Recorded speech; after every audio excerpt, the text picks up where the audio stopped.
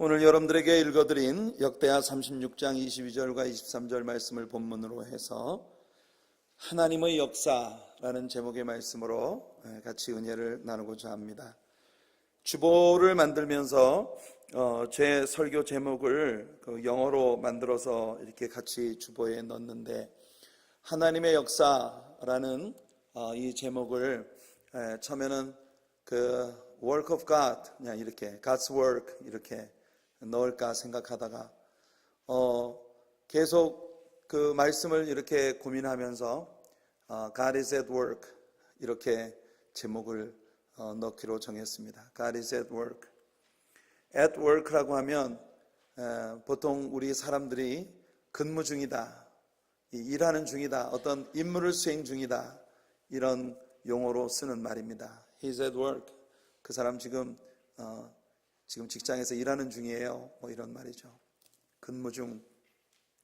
God is at work. 하나님께 이 단어를 쓰는 것은 왠지 잘 어울릴 것 같지 않은 그런 용어입니다만은, 오늘 이 말씀을 묵상하면서 우리 하나님은 쉬지 않고 일하시는 하나님이시다.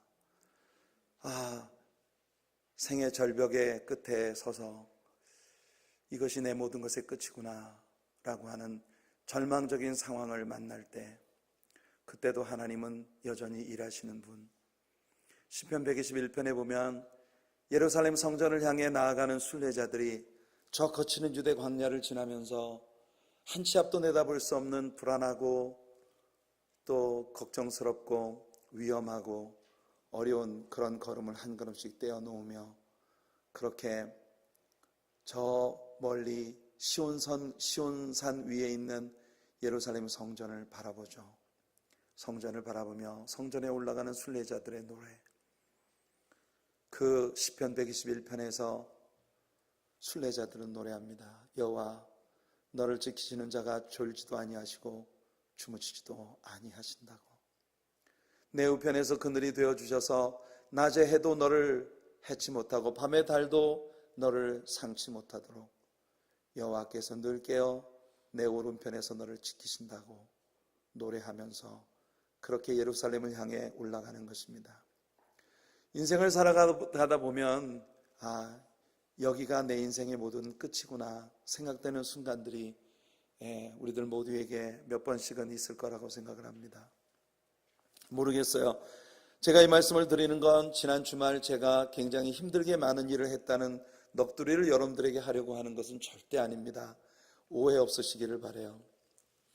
어젯밤에는 왠지 잠자리에 들면서 이것이 내 인생의 끝일 수도 있겠다 하는 생각이 갑자기 들더라고요.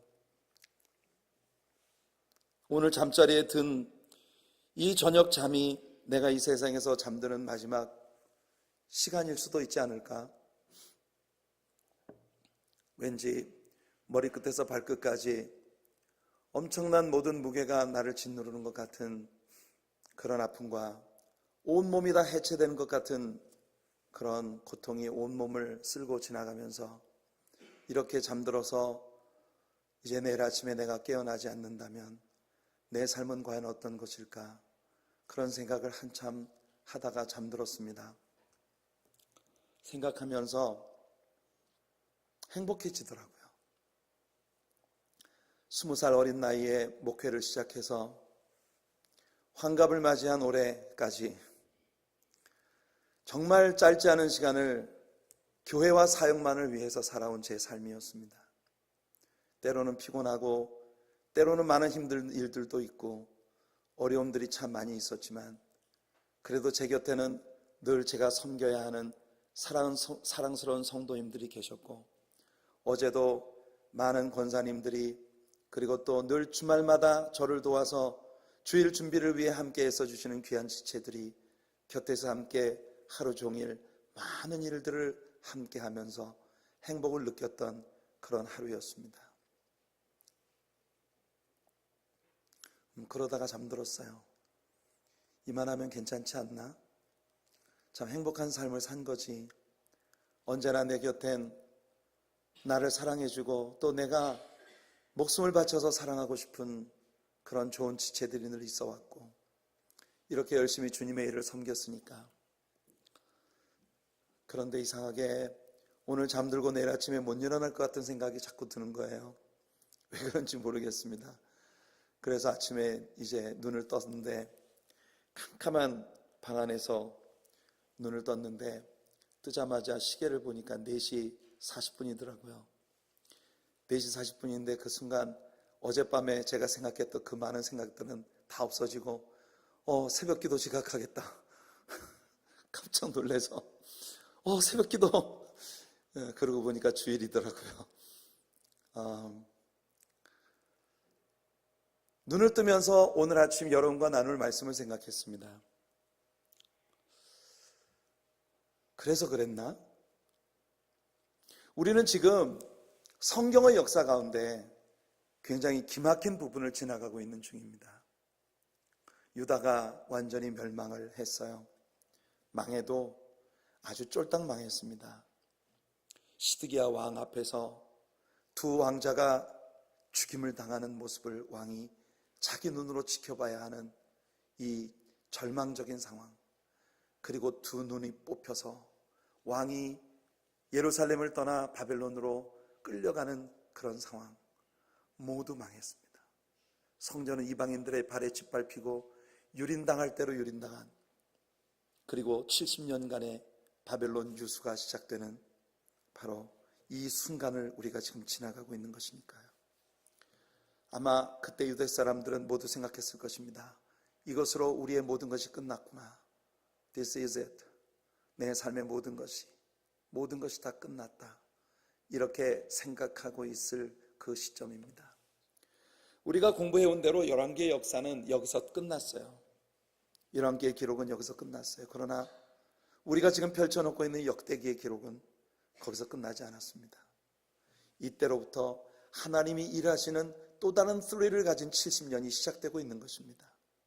그리고 그 70년이 지난 후 역대기의 마지막 기록은 오늘 우리가 본문으로 읽은 이 말씀처럼 70년 전에 유대인들이 완전히 멸망을 하고 끌려가던 그 시점까지도 아무도 기대할 수 없고 아무도 생각할 수 없었던 그런 역사의 소용돌이들이 지난 후에 페르시아의 고레스라고 하는 왕이 되는 그 원년에 당시 세계 열강들을 완전히 정복하고, 그리고 그가 그의 통치 원년에 내린 포고령이 오늘 우리들의 본문인 것입니다.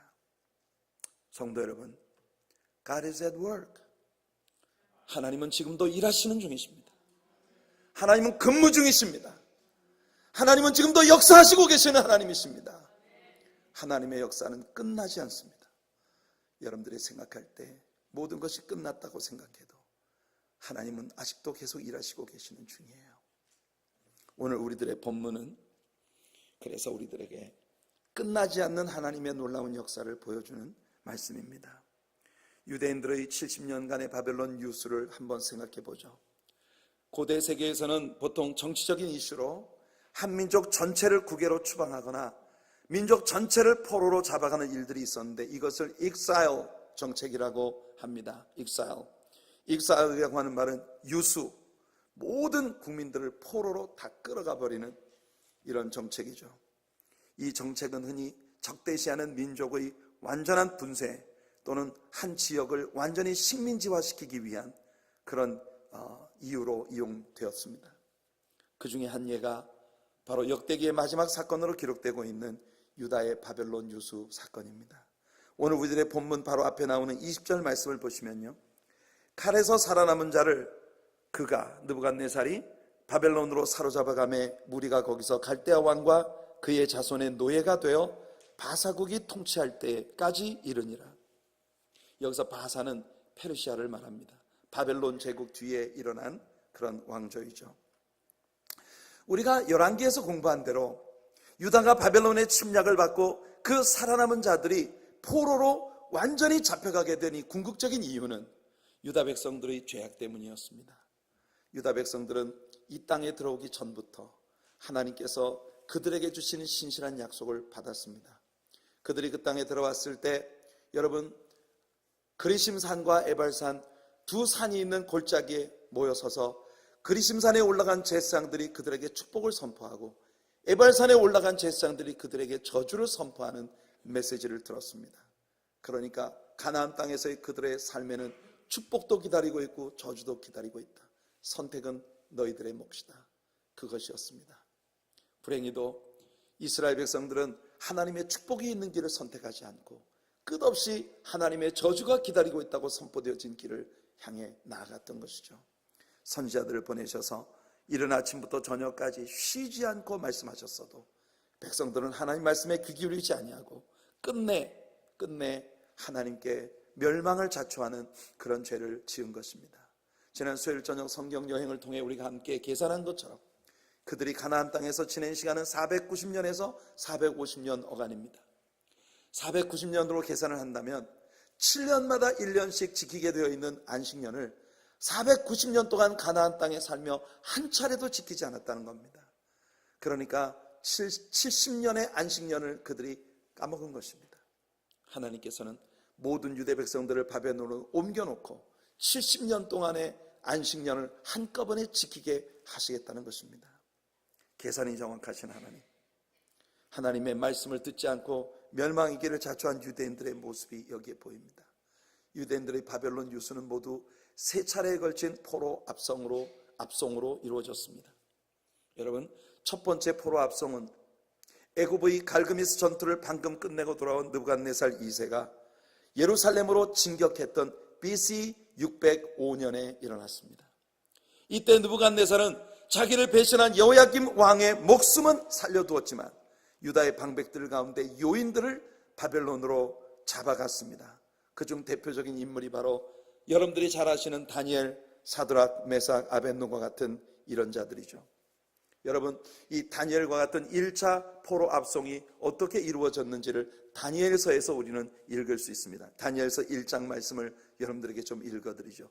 1절과 2절 말씀은 느부갓네살 왕이 예루살렘 성전을 유린하고 성전의 모든 집기들을 바벨론으로 가져간 이야기가 나오고, 3절을 보시면 왕이 환관장 아스브나스에게 말하여 이스라엘 자손 중에서 왕족과 귀족 몇 사람, 곧 흠이 없고 용모가 아름다우며 모든 지혜를 통찰하며 지식에 통달하며 학문에 익숙하며 왕궁에 설만한 소년을 데려오게 하였고, 그들에게 갈대아 사람의 학문과 언어를 가르치게 하였고, 또 왕이 지정하여 그들에게 왕의 음식과 그가 마시는 포도주에서 날마다 쓸 것을 주어 3년을 기르게 하였으니.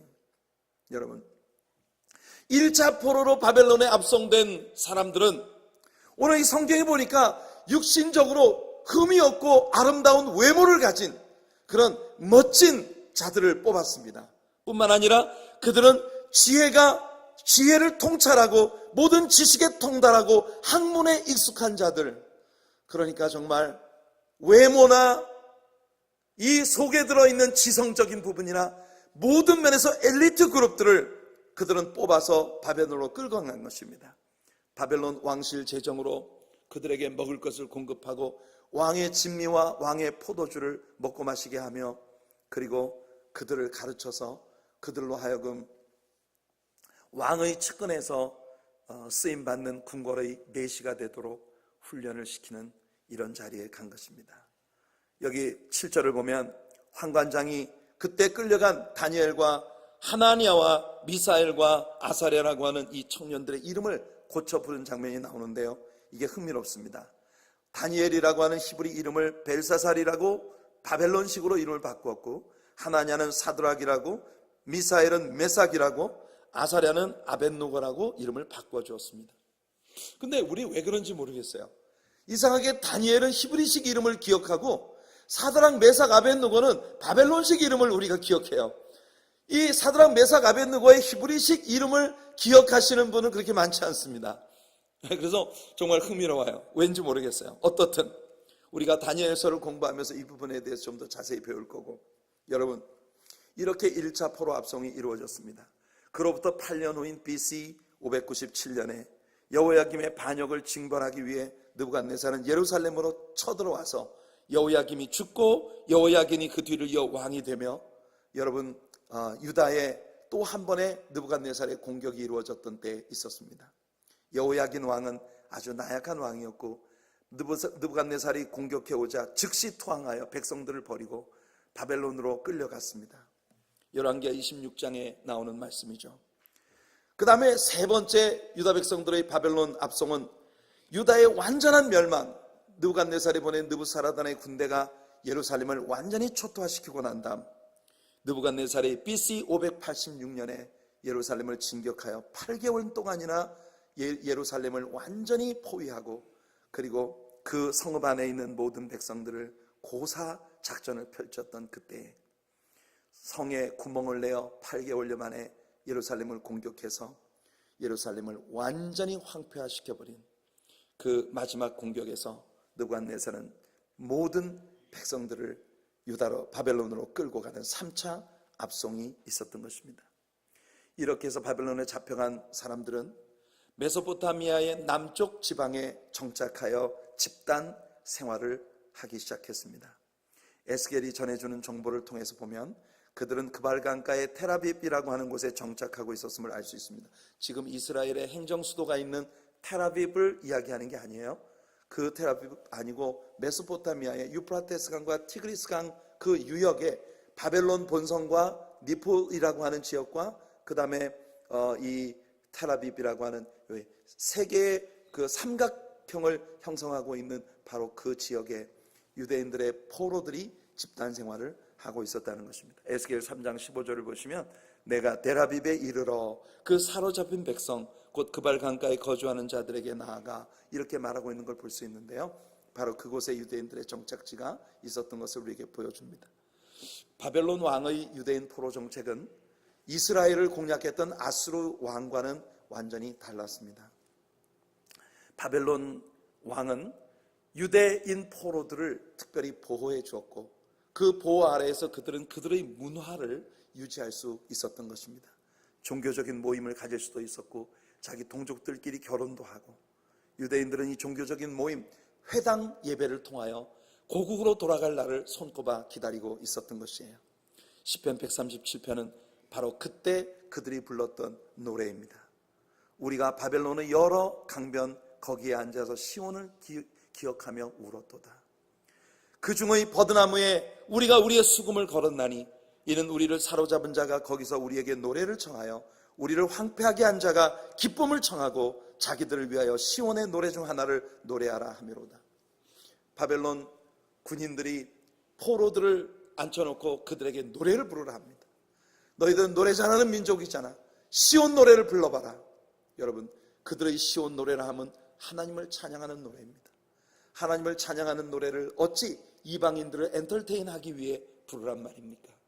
그래서 그들은 그들의 수금을 버드나무에 걸어놓고 그들의 마음의 결단을 이렇게 노래합니다. 우리가 이방 땅에서 어찌 여호와의 노래를 부를까? 예루살렘아, 내가 너를 잊는다면 내 오른손이 그의 재주를 잊기를 바란다. 무슨 말입니까? 내가 예루살렘을 잊어버린다면 내가 가지고 있는 음악적인 모든 재능이 내게서 떠나기를 바란다. 내가 예루살렘을 기억하지 아니하거나 내가 가장 즐거워하는 것보다 더 예루살렘을 즐거워하지 아니한다면 내 혀가 내 입천장에 붙어버릴 것이다. 이만큼 유대인 포로들은 예루살렘을 사모하며 예루살렘으로 다시 돌아가기를 간절히 열망하고 있는 그런 모습을 보이고 있는 것입니다. 하지만 예레미야를 통하여 하나님은 유대인들의 포로 생활이 그렇게 며칠 만에 끝나지 않을 것이라는 걸 분명히 하십니다. 아주 거기 집 짓고 터 닦고 밭도 만들고 농사도 짓고 장사도 하고 아들 딸 시집장가 보내고 한동안 거기서 살 생각을 하라는 것이 하나님 말씀입니다. 예레미야 29장 5절에 너희는 집을 짓고 거기에 살며 텃밭을 만들고 그 열매를 먹어라. 장기간 그곳에 거주할 생각을 하라는 것입니다. 에스겔 17장 4절을 보면 그래서 그들은 그 연한가지 끝을 꺾어가지고 장사하는 땅에 이르러 상인의 성읍에 두고 그들이 거주하고 있는 곳에 상인들을 위한 경제구역이 따로 마련되어지는, 유대인들은요 아마 역사적으로 타고난 것이 경제적인 특별한 탤런트를 가진 그런 민족으로 세워진 것이 아닌가 생각이 되어집니다. 포로 생활이 얼마 지나지 않아서 그들은 벌써 그들만을 위한 상업구역, 경제구역이 만들어진 도시들을 따로 가지고 있었고 그리고 그 땅에서 장사해서 큰 돈을 버는 사람들이 나오기 시작한 것입니다. 어떻든 이와 같은 위기의 때에 많은 유대인들이 바벨론의 문화에 동화되어 그 속에 살고 있지만 여전히 회당이라고 하는 것을 통해 하나님을 믿는 그들의 신앙을 견지하며 예루살렘으로 돌아갈 회복의 날을 꿈꾸고 있는 그런 모습을 우리에게 보입니다. 에스겔이나 그 시대에 일했던 학사 겸 제사장 에스라 같은 그런 인물들이 바로 그들의 신앙을 깨워주었던 것이죠. 자, 그렇게 70년을 보냈습니다. 그리고 이제 약속한 하나님의 70년이 지나고 그들을 포로 귀환을 시켜주시는 역사가 시작됩니다. BC 539년 바벨론을 멸망시킨 고레스 왕은 같은 해에 유대인들의 본국 귀환을 허용하는 칙령을 공포합니다. 그것이 바로 오늘 우리가 읽은 본문의 내용인 것입니다. 이 내용은 에스라 1장에도 그대로 반복되고 있는데요, 에스라 1장의 이야기를 여러분들에게 읽어드릴게요. 오늘 본문의 내용과 약간 다른 부분이 어떤 것인지 한번 생각해 보십시오. 바사왕 고레스 원년에 여호와께서 예레미야의 입을 통하여 하신 말씀을 이루게 하시려고 바사왕 고레스의 마음을 감동시키심에 그가 온 나라에 공포도 하고 조서도 내려 이르되, 바사왕 고레스는 말하노니 하늘의 하나님 여호와께서 세상 모든 나라를 내게 주셨고 나에게 명령하사 유다 예루살렘의 성전을 건축하라 하셨나니 이스라엘의 하나님은 참 신이시라. 너희 중에 그의 백성된 자는 다 유다 예루살렘으로 올라가서 이스라엘의 하나님 여호와의 성전을 건축하라. 그는 예루살렘에 계신 하나님이시라. 그 남아있는 백성이 어느 곳에 머물러 살든지 그곳 사람들이 마땅히 은과 금과 그 밖의 물건과 짐승으로 도와주고 그 외에도 예루살렘에 세울 하나님의 성전을 위하여 예물을 기쁘게 드릴지니라 하였더라. 에스라, 우리가 오늘까지 역대기를 끝내고 이번 수요일 저녁 역대기를 끝내고 다음 주일부터는 이제 에스라로 들어갑니다. 에스라를 공부하면서 우리가 다루게 되겠지만은, 여러분, 에스라가 우리에게 전해주고 있는 고레스의 포고는 지금 역대기의 마지막에 붙여져 있는 고레스의 포고와 약간 다릅니다. 역대기에 나타난 고레스 왕의 포고령은 모든 유대인들이 의무적으로 예루살렘으로 돌아가야 되는 것처럼 보이지만, 에스라가 우리에게 덧붙여주고 있는 말씀을 보면 원하는 자들은 예루살렘으로 돌아가 성전을 재건하고 이 땅에 남고 싶은 자들은 여기 남아서 열심히 돈 벌어서 예루살렘에서 성전을 재건하는 자들을 물질로 지원하라고 하는 이런 명령이 여기에 덧붙여져 있는 것을 봅니다. 그러니까 예루살렘으로 돌아갈 것인지 페르시아에 남을 것인지는 그들에게 주어진 선택사항이었다는 사실을 우리에게 보여주는 것이죠. 아무튼 정치적 지도자인 스룹바벨과 종교 지도자인 제사장 여호수아의 인도 아래에서 유대인들의 1차 포로 귀환이 이루어졌습니다. 그들은 예루살렘에 돌아와 성전을 건축하고 지대를 놓았죠. 그 후에 성전 건축 공사는 방해자들의 책동에 의해서 일시 중지되고 유대인들이 너무 지쳐서 중단되었지만 끝내 BC 517년에 완전히 성전이 재건되어지는 완공을 보게 됩니다. 한편 에스라가 이끄는 두 번째 포로 귀환대는 BC 457년에 레위 지파를 중심으로 그 재건된 성전에서 예배를 회복시키기 위한 그런 일꾼들이 예루살렘으로 돌아온 것입니다. 에스라 7장을 보면 에스라가 직접 이끌고 돌아온 이 귀환대에 대한 이야기를 우리는 자세히 읽게 됩니다. 예루살렘에 돌아오자마자 에스라는 그 사이에 벌써 타락의 길을 걷고 있었던 유대인 포로 귀환대들의 모든 삶을 재정비하기 위한 혁명을 일으킵니다. 그리고 부흥운동을 일으키죠. 그리고 세 번째 포로 귀환대가 바로 페르시아의 아닥사스다 왕 밑에서 관리로 있었던 느헤미야의 인도 아래 BC 445년 아닥사스다의 예루살렘 중건의 명령을 받고 예루살렘으로 돌아와 예루살렘 성벽을 재건하는 일을 한 것입니다. 이게 느헤미야 3장에서 우리가 배우게 될 내용입니다. 이제 앞으로 우리는 유대인들의 포로 귀환의 역사로 넘어가게 되는데요, 포로 시대 이후의 책들을 함께 공부하면서 이스라엘과 온 이방인들의 세계의 역사에 대한 아주 중요한 부분을 우리가 다루게 될 것입니다. 이때가 바로 유다라고 하는 말을 줄여서 주라고 하는 이름으로 부르기 시작한 그 시점입니다. 그래서 오늘날 유대인들을 Jews 이렇게 부릅니다. J-E-W-S, Jews. 이 단축형의 유대인들의 명칭이 시작된 것이 바로 이 포로 시대 귀환 그 무렵이었던 것이에요. 자, 여기까지가 유다 백성들의 포로 생활과 그 다음에 귀환에 대한 역사에 대한 일반적 개요입니다. 오늘 저는 여러분과 함께 이 말씀 속에서 고레스라는 인물에 잠시 집중해 보기를 원합니다. 포로 귀환의 조서를 반포한 고레스 왕, 이 고레스 왕은 역사의 주관자가 누구신가 하는 것을 우리에게 아주 선명하게 보여주는 인물이에요. 오늘 본문 역대하 36장 22절과 23절에서 우리는 고레스 왕 원년에 여호와께서 예레미야 입으로 하신 말씀을 이루시기 위하여 여호와께서 바사의 고레스 왕의 마음을 감동시키셔서 그가 온 나라에 공포도 하고 조서도 내렸다. 그 조서의 내용이 바사 왕 고레스가 이같이 말하노니 하늘의 신 여호와께서 세상 만국을 내게 주셨고 나에게 명령하여 유다 예루살렘의 성전을 건축하라 하셨나니 너희 중에 그의 백성된 자는 다 올라갈지어다. 너희 하나님 여호와께서 함께 하시기를 원하노라. 잠옷, 이 고레스 왕의 칙령을 우리가 들어보면 이 고레스가 하나님의 종 같은 생각이 듭니다. 이 사람이 오늘날의 목사 같은 위치에 있는 사람 같아요. 그들은 유대인들에게 하나님의 이름으로 축복하고 그들을 인커리지하고 그리고 자신이 어떤 존재인가 하는 것을 신앙적인 면에서 완벽하게 이해하고 있는 모습을 엿보게 하는 그런 칙령을 내리고 있는 것입니다. 참 놀라운 일입니다. 그런데 말이에요, 이 고레스라는 인물에 대해 고레스가 이 땅에 태어나기도 전에, 그러니까 고레스 왕의 출생으로부터 150년 전에, 그러니까요 고레스 왕의 할머니도 아직 태어나기 전에 하나님께서 이사야라고 하는 선지자를 통하여 고레스 왕에 대한 아주 명백한 예언을 선포하시는데, 그 말씀을 제가 여러분들에게 읽어드리겠습니다. 이사야 44장 28절과 45장 3절까지의 말씀입니다. 고레스에 대하여는, 이게 고레스라는 인물이 이 땅에 태어나기 150년 전의 일입니다. 고레스의 할머니도 태어나지 않았던 때에 고레스라고 하는 그의 이름까지 정확하게 거명하시면서 하나님께서 예언을 주시는 거예요. 고레스에 대하여 이르기를 그는 내 목자라. 그 말은 내가 고레스를 나의 종으로 들어 쓰겠다는 것입니다. 하나님의 양떼인 이스라엘을 위하여 내가 그를 내 목자로 들어 쓰겠다는 것입니다.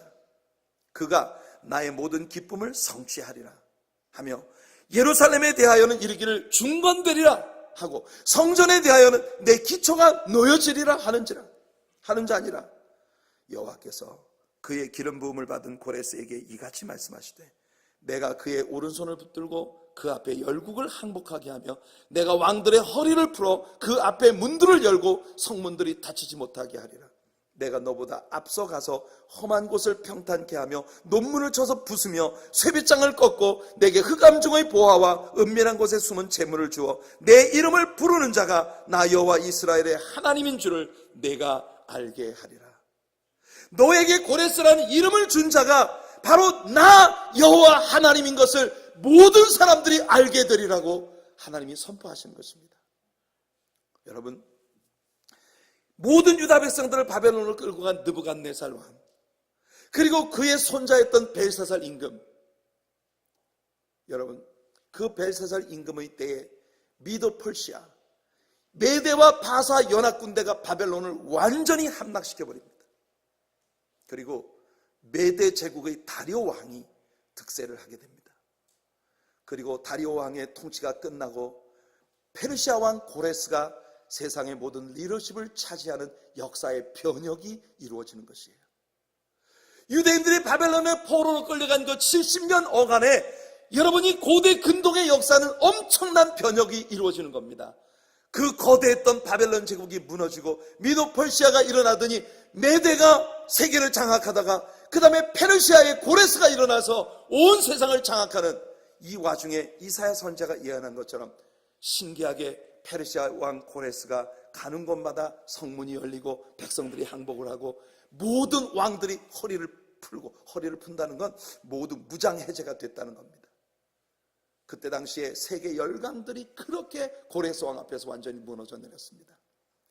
고레스가 누굽니까? 그는 이방 사람이고 우상을 숭배하는, 하나님을 전혀 알지 못하는 존재입니다. 그런데 오늘 그가 내리고 있는 포고령을 보면 그는요 만군의 주 여호와, 세계의 창조주이시고 세상의 유지자이신 하나님에 대한 명백한 지식을 가지고 있습니다. 무슨 일일까요? 이 열쇠를 풀어주는 것이 바로 다니엘서라고 하는 책입니다. 우리가 다니엘서를 읽어보면 다니엘이라는 인물은 신기한 인물입니다. 느부갓네살 왕에게 1차 포로로 끌려간 포로예요. 전쟁 포로. 그런 그가 모든 바벨론의 귀족들의 자녀들을 물리치고 그가 느부갓네살 왕의 총리가 됩니다. 세컨맨이 되는 거예요. 느부갓네살의 손자인 벨사살 임금 때에도 여전히 다니엘은 왕의 측근에서 왕을 섬기는 그런 종입니다. 더 신기한 것, 메대 파사가 일어나서 바벨론을 완전히 섬멸해버렸는데 그 와중에도 다니엘은 살아남아 메대 왕인 다리오 왕에게도 여전히 다니엘은 그 왕의 총애를 받는 그런 총리로서 메대를 섬기고 있는 거예요. 그리고 메대 왕의 리더십이 끝나고 난 후 고레스 왕이 일어나서 온 세계 열방을 정복하고 통치를 할 때도 여전히 고레스 왕에게 다니엘은 여러분 세컨맨으로서의 실력자로 섬기고 있습니다. 하나님의 역사입니다. 세상이 뒤집어져도 하나님의 뜻은 이루어집니다. 세상의 모든 것이 뒤집어져도 하나님이 택한 사람은 다니엘처럼 그렇게 살아남게 되는 것입니다. 여러분들이 하나님의 신에 크게 감동된 자가 되어 세상의 이 말할 수 없는 변혁기에 하나님의 영광을 끝까지 드러내는 하나님의 일꾼으로 쓰임받게 되기를 예수님의 이름으로 축원해 드립니다. 사랑하는 성도 여러분, 바로 이 다니엘이 고레스 왕을 찾아가서 고레스 왕에게 이사야 선지자의 예언의 두루마리를 일으켜주고 그 왕에게 가르쳐 준 겁니다. 왕이여, 당신의 이름이 당신이 이 땅에 태어나기 150년 전에 우리들의 성경책에 이미 기록되었습니다. 고레스는 깜짝 놀랐을 거예요. 다니엘은 그 책을 읽어주면서 보십시오. 당신이 열방을 정복한 건 하늘의 신 여호와께서 당신에게 주신 선물입니다. 그리고 그 열방을 통치하는 왕의 자리에 당신이 섰을 때 예루살렘을 중건하라는 명령을 내리고 예루살렘 성전에 지대를 놓으라고 그렇게 명령을 내릴 것이라고 이 말씀이 이야기하고 있습니다. 사랑하는 성도 여러분, 다니엘의 가르침에 따라 고레스는 자신이 사명자라는 사실을 배우게 된 것이에요. 성도 여러분, 이 시점에 여러분들이 이번 생명과 사랑의 대잔치에 여러분들의 VIP로 설정하고 있는 인물들을 한번 생각해 봅시다. 여러분, 그 인물들 중에 아직 그들이 크리스찬이 아니지만, 아직 그들이 하나님을 알지 못하지만, 고레스 왕이 그랬던 것처럼 그들이 이 땅에 태어나기도 전부터 우리 하나님께서 그의 이름을 알고 그의 삶의 상황을 알고 그를 통하여 하나님의 위대한 역사를 새로 써내려가기 위해 준비된 인물들이 숨어있지 않을까요? 성도 여러분, 저는 여러분들을 고레스를 깨우는 사람들이라고 부르고 싶습니다. 역사 가운데 또 다시 일어나게 될 수많은 고레스를 깨우는 사람들, 그게 이번 생명과 사랑의 잔치를 함께하는 여러분들인 것입니다. 고레스라는 사람이 다니엘이라고 하는 인물을 통해 자기의 존재가 무엇인지, 그리고 자신의 삶을 축복하시는 하나님이 누구신지를 비로소 알게 된 것처럼 여러분들을 통해 세상의 수많은 사람들이 고레스처럼 하나님 앞에 일깨움을 받는 역사가 있게 되기를 예수님의 이름으로 축원해 드립니다. 고레스의 포고령을 자세히 보세요. 그는 말입니다, 하나님을 하늘의 신 여호와라고 부르고 있습니다. 이건 다니엘의 텀을 그대로 배운 거예요. 다니엘의 기도를 보면 그는 항상 하늘에 계신 여호와, 하늘의 신 여호와 이렇게 하나님을 부릅니다. 그대로 배운 거예요. 그래서 여러분들이 중요한 겁니다. 사람들은 여러분들을 통해 하나님을 배우기 때문에.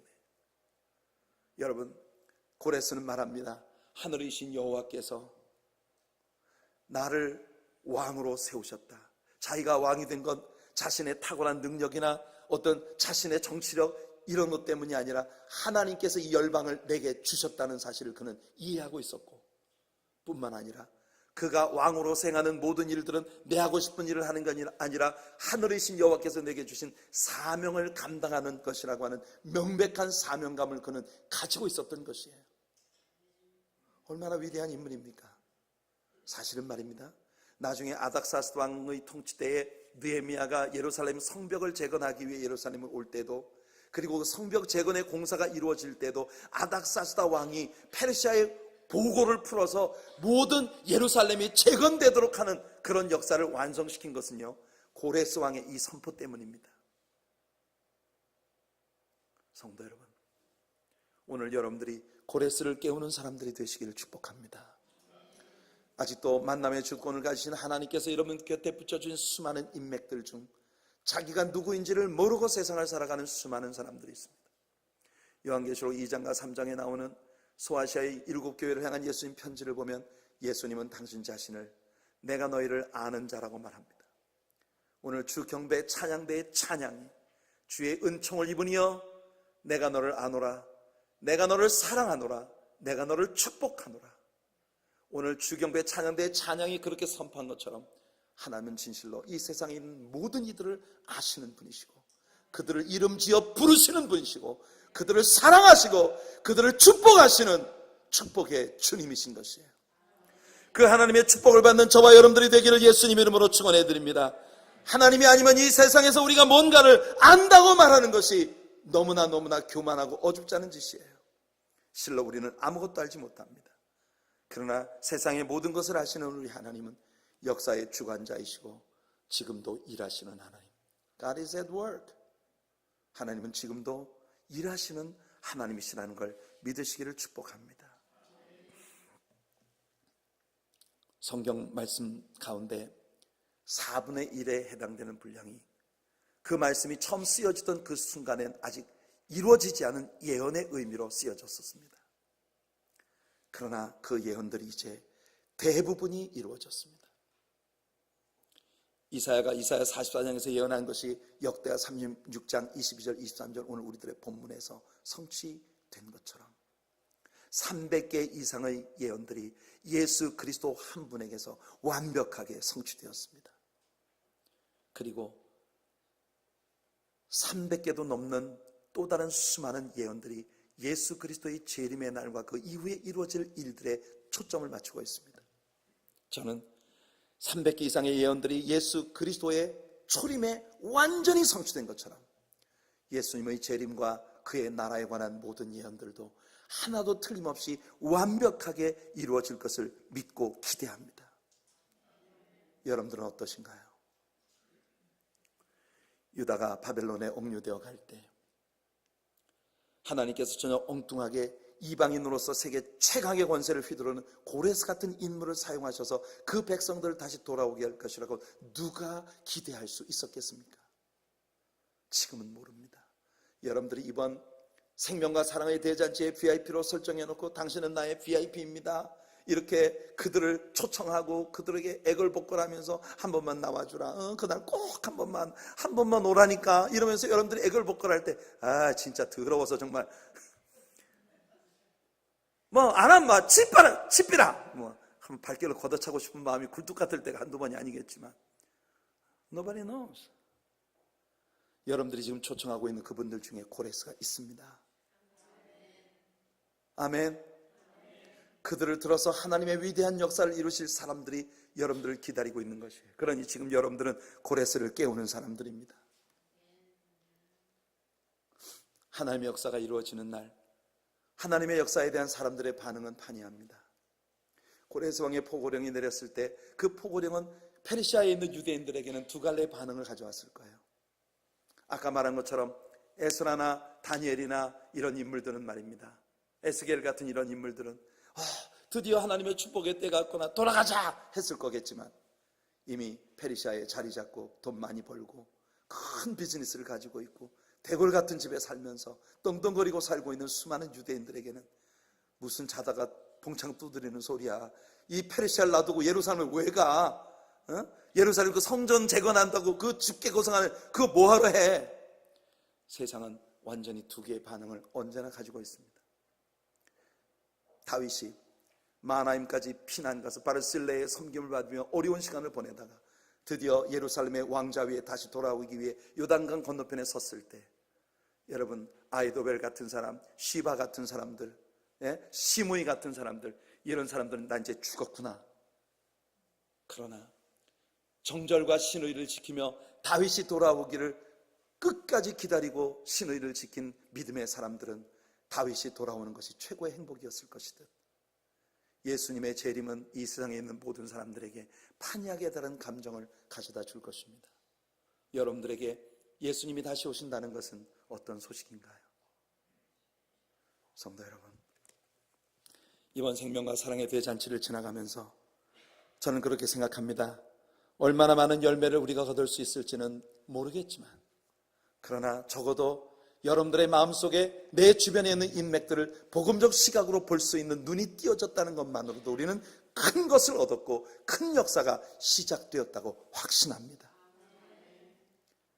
우리 하나님 앞에 의탁하며 다가오는 이 한 주간을 눈물의 기도로 하나님께 함께 나아가고 우리 위대한 승리를 함께 얻을 수 있는 성도님들 되시기 바라며, 여러분들의 삶에서 고레스를 깨우는 사람들이 되시기를 바라고, 지금도 역사의 주관자로서 역사를 장악하고 계시는 하나님의 뜻이 이 땅에 이루어지도록 하나님께 쓰임받는 저와 여러분들의 생이 되기를 예수님의 이름으로 축원해 드립니다.